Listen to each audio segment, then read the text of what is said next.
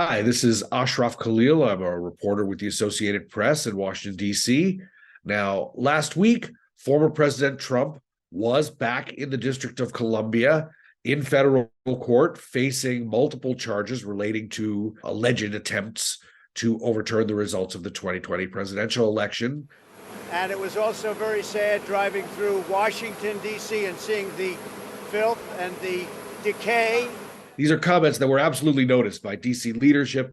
I spoke to Eleanor Holmes Norton, who is Washington, D.C.'s non-voting delegate in the House of Representatives. And she was just like, he's talking off the top of his head. He just hates it here.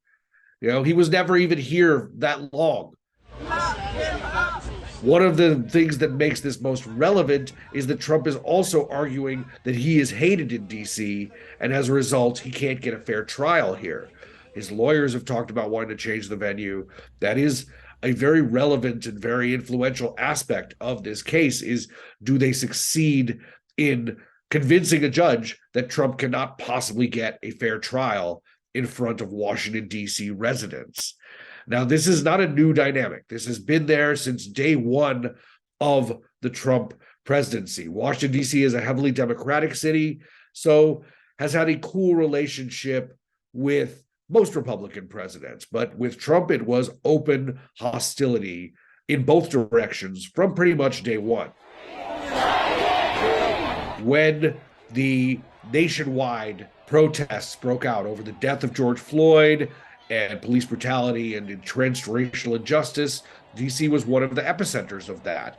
And Trump and Mayor Bowser were publicly at odds over the response to that. Trump was able to usurp security control of the nation's capital and call in his own multi-agency lockdown. The mayor responded by painting Black Lives Matter in the middle of the street in giant yellow letters 1 block away from the White House and declaring that area to be Black Lives Matter Plaza, which didn't gain her any favor with the Black Lives Matter people. It was just meant to be a thumb in the eye to the sitting U.S. president. That's the relationship that is now being brought into U.S. court between Trump and the District of Columbia.